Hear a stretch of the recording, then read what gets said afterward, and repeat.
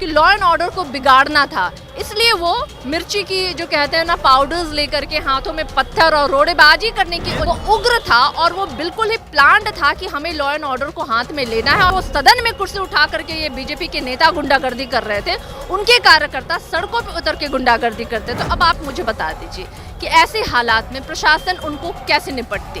BJP वाले से पूछना चाहते हो, ये भारत जलाओ पार्टी वालों से पूछना चाहती हूँ, वो कौन आदमी है जिन पे कि मॉलेस्टेशन का ऑलरेडी खिलाड़ियों ने आरोप लगाया, चार्जशीटेड है वो व्यक्ति। तो भाजपा पहले अपनी चरित्र को देख ले, फिर वो बात करे। 13 तारीख को भाजपा विधानसभा पैदल मार्च कर रही थी काफ़ी सारी मांगों को लेकर। जब डाक बंगला पहुंची तो पुलिस ने उनके ऊपर जमकर लाठियां बरसाई है और उस बीच एक नेता का भी जो है वो मौत हो चुका है। इन सारे मुद्दों पे बात करने के लिए हमारे साथ राजद की प्रवक्ता सारिका पासवान हैं। 13 तारीख को जमकर लाठियां बरसी हैं, क्या कुछ कहेंगे? इल्ज़ाम आप लोगों पे लग रहा है।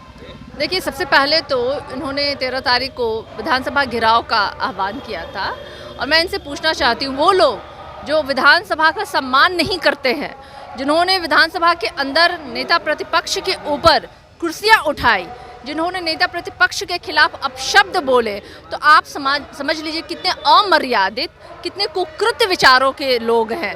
तो जो जिनके मन में अपने विधानसभा का सम्मान ही नहीं है, वो कैसा विधानसभा का घेराव करने वाले हैं। विषय उन्होंने रखा था नौकरी, 10 लाख नौकरी। बिल्कुल, अब पहले इनसे पूछ लीजिए, 2.5 साल से ये सत्ता में थे, इसी हमारे से पहले तो वही सत्ता में थे वो। उन्होंने उन 2.5 सालों में कितने लाख, 19 लाख नौकरियों में से कितने लाख नौकरियां जो है उन्होंने लोगों को दिए।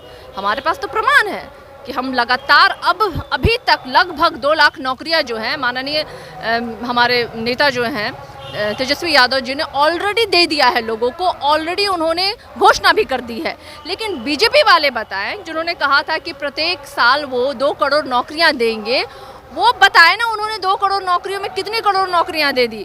9 सालों में यानी 18 करोड़ नौकरियां तो देश को मिल जानी चाहिए थी। तो आप किन मुद्दों पे आप ये कर रहे हैं? इनका मुद्दा कोई नहीं था, इनका सिर्फ और सिर्फ कहते हैं ना कि लॉ एंड ऑर्डर को बिगाड़ना था, इसलिए वो मिर्ची की जो कहते हैं ना पाउडर्स लेकर के हाथों में पत्थर और रोड़ेबाजी करने के उद्देश्य झूठा बोल रहे हैं कि ये झूठा आरोप। देखिए, ये हम नहीं कह रहे हैं, ये फुटेज बता रही हैं वो पुलिस कर्मियों के आंखों में जो उन्होंने मिर्ची झोंके थे, वो लाइव वीडियोस है जो वहाँ पे है। ये हम नहीं कह रहे हैं, कोई आरजेडी के प्रवक्ता नहीं बोल रही है, मैंने भी देखा था। इनफैक्ट मैं भी नहीं थी उस टाइम में बिहार में, लेकिन मैंने देखा किस तरीके से इन लोगों का जो वो प्रदर्शन था वो उग्र था और वो बिल्कुल ही प्लान्ड था कि हमें लॉ एंड ऑर्डर को हाथ में लेना है और हमें इस तरह की व्यवहार करना है। और देखिए, पुलिस प्रशासन का काम होता है लॉ एंड ऑर्डर को कंट्रोल करना, सुचारू रूप से करे, तो अपने तरीके से इस्तेमाल करती है कि कैसे वो लॉ एंड ऑर्डर को कंट्रोल करेंगे और उसी तहत वो कार्रवाई की गई। जिस तरह से विजय सिंह की मौत हुई है, उसको भी लेकर भाजपा लगातार जो है आप लोगों पे आरोप से दे रही है। क्या अपडेट है मुझे नहीं पता है, लेकिन मुझे लगता है आप लोग पत्रकार हैं, आप लोगों को जरूर अपडेट होगा कि जिस व्यक्ति की मृत्यु हुई वो किन हालात में हुई। अब मैंने एक वीडियो देखा, उनके शायद किसी परिजन ने अपलोड भी किया है। पुलिस का कहना है कि वो छज्जूबाग इलाके में थे, उसके बाद मौत किस तरह से हुई है वो पोस्टमार्टम के बाद पता चली। तो क्या आप का निशान नहीं तो आपको लगता है कि अब इस विषय पे बोलना हमारा उचित है? निश्चित रूप से नहीं है। तो ये प्रश्न ही खारिज करने लायक है, क्योंकि मुझे लगता है कि ग्राउंड में प्रदर्शनकारियों के साथ जितना मुझे लगता है कि पत्रकार मौजूद होते हैं और वस्तु स्थिति को एक ईमानदार पत्रकार जिस तरीके से रख सकता है, मुझे नहीं लगता कोई और रख सकता है। और मैंने देखा है वो विजुअल्स, वो वीडियोस, और उन तहत मैं ये बात कह भी पा रही हूँ क्योंकि मैं भी तो ग्राउंड पे नहीं थी कि वो लोग क्या कर रहे थे, लेकिन आपकी ही दिखाई गई तस्वीरों में साफ दिख रहा था कि किस तरीके से बीजेपी के जो लोग हैं वो हुड़दंगई पे उतर आए थे, वो गुंडागर्दी कर रहे थे। जिस तरीके से वो सदन में कुर्सी उठा करके ये बीजेपी के नेता गुंडागर्दी कर रहे थे, उनके कार्यकर्ता सड़कों पे उतर के गुंडागर्दी करते। तो अब आप मुझे बता दीजिए कि ऐसे हालात में प्रशासन उनको कैसे निपटती? जो लोग कल को दूसरे के हाथों में ना पत्थर हो फिर भी अगर प्रदर्शन अपने हक और हुकूक के लिए कर रहे हैं, तो उन्हें ये पत्थरबाज कहते थे, आतंकवादी, माओवादी, ना जाने किसानों से लेकर के महिलाओं से लेकर के छात्रों तक इन्होंने ना जाने कितने नाम दिए।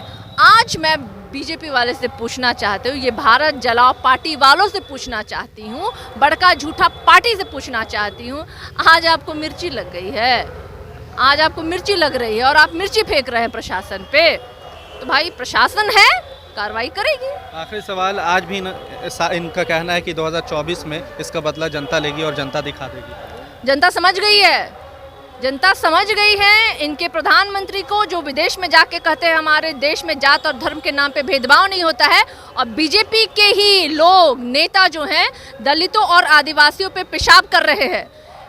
देश की जनता समझ गई है, जो हमारे देश की महामहिम आदिवासी समुदाय से आने वाली महिला, जिनको कि जो संसद भवन का उद्घाटन किया गया था उससे भी दूर रखा गया, ये देश की जनता समझ गई। देश की जनता दलित और मुस्लिम और आदिवासी समझ गए हैं कि ये लोग जो पूरे देश से आरक्षण मुक्त के नाम पे महिलाओं को, आपने देखिए किस तरीके से महिला खिलाड़ियों को उन्होंने उत्पीड़न किया।